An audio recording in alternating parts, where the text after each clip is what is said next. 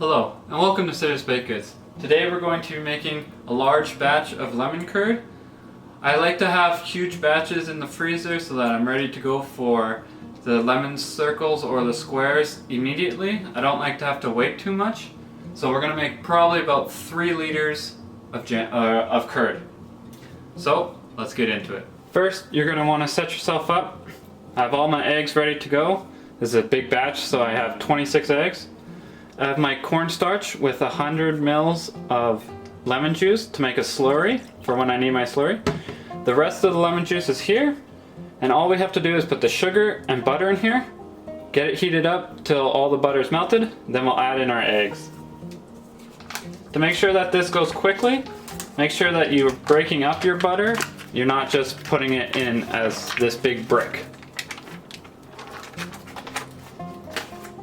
And you're actually breaking it up. I don't need to weigh the butter because the recipe is 1 pound of butter, so I can just use 1 pound brick.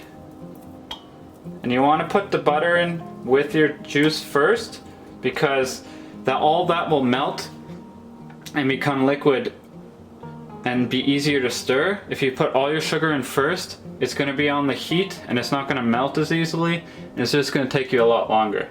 So now let's weigh out our sugar, but first make sure you have clean hands.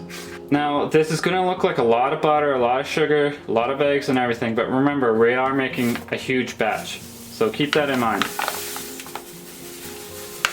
Okay, now that you have everything set up, you want to make sure your eggs are whisked up.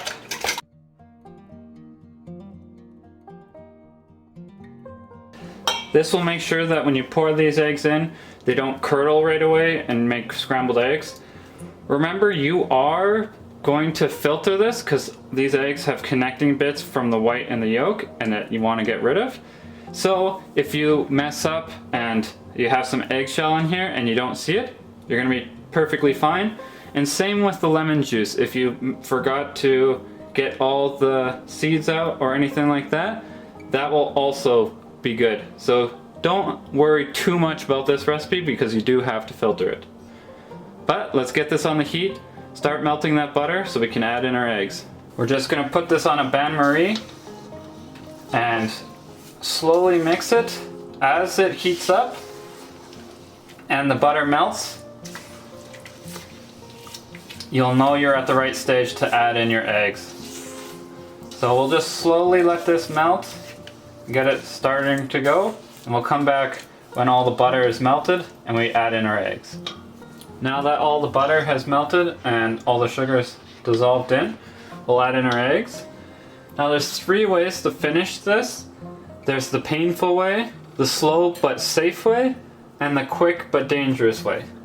The painful way is you just put everything in and then you take like 6 hours to slowly cook it out on your bain-marie. The safe but slow way is you put your cornstarch and everything in right now, just get it so that it's combined together and then cook it directly on heat. And then the dangerous way is you just put the eggs in, you mix it up, and then cook it on direct heat. And while it's boiling, you add in your cornstarch. The reason why it's dangerous to do it where you put the cornstarch in later is because there's just more problems that can happen. If you pour all the cornstarch in one area and it's so hot that it just gelatinizes right away, then your cornstarch didn't really do what it needs to do. However, it is quicker. The reason why it's quicker is because if you're putting cornstarch into something hot, it's gonna cook out the flavor right away and you don't have to worry too much about it. If you do it this way into a warm curd, you're probably gonna have to boil it for an extra minute or so that you would go like for before. Like when I do it from direct heat, I boil it for about an extra minute to cook out the flavor. I'll probably cook it 2 to 3 minutes once I put it on direct heat. But I'm gonna do the slow and safe way. So let's add in our eggs.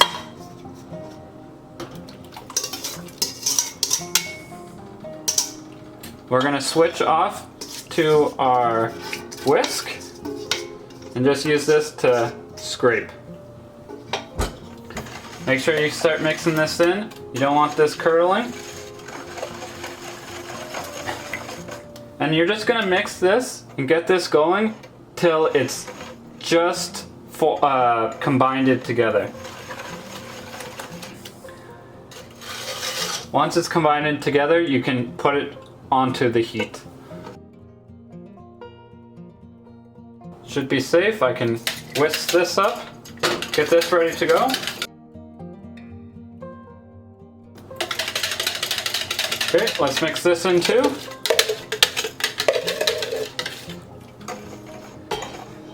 If you're going the slower way where you put the cornstarch in now, you want to put it in right away just like with your eggs, because the longer this does cook, even though it is on low heat, the longer that it does cook on the bain-marie will also cook out that flavor a little bit, so it'll shorten your time the longer it's in the mixture. So just mix this until it becomes that nice smooth color of curd. So once the eggs get to this stage where they're nice and smooth and you don't see any egg bits or any butter separated, that's when you can put it directly on the heat. So we're going to put it on medium heat. Keep stirring this as it goes, and once it gets to a boil, make sure you boil all of that starchy taste out. So just keep going until it starts boiling for a good few minutes. Also, remember, you're going to be straining this afterwards, so have that ready off to the side. Now I'm at this thick stage. I'm just going to let it boil for about 5-10 minutes. It isn't boiling a lot right now, so make sure you turn it up just a bit. But the higher you turn it up, the more you have to be careful that you don't burn it. So be extra careful when you're getting up to max heat. Once it starts to bubble a lot more, that's when I know that I just need to cook it for about 5-ish minutes and all the starch will be cooked out. So we'll come back when all the starch is cooked out and I'm pouring it into my sift. It's boiled for a decent amount of time, so we're gonna just quickly pour it into our pot. Be very careful, this is lava, so it's gonna hurt if you burn yourself.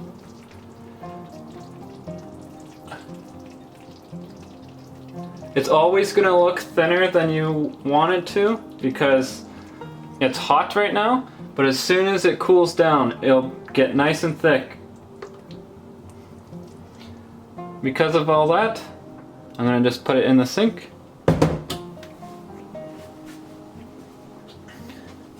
And then you simply just let it go through using your spatula. And be extra careful so you don't burn yourself.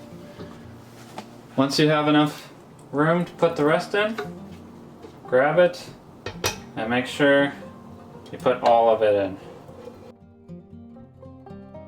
Now just sift it all the way through. Once it's fully sifted through, grab your jars and just pour them in. I'm not going to be boiling jars or anything like that because I normally freeze my curd and it's a little redundant to do both. If you aren't going to freeze your curd and you're going to put it like your jams, make sure you heat up your jars so that they last a long time at room temperature. All that's left to do is scoop it in. Because you didn't boil the jars, because I'm freezing them, it's gonna be a lot easier because I can hold the jar and not worry about burning myself.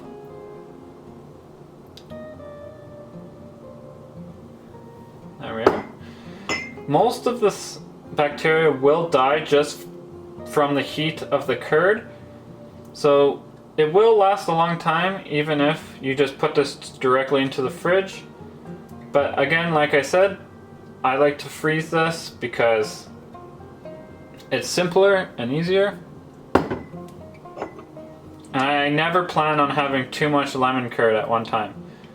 Not many people will order just lemon curd, but they'll order the baked goods that use lemon curd. So I only like to keep enough for what I'm baking rather than what I do with the jams where I have a bunch for customers buying pure jam or if they're buying any recipe that uses the jam.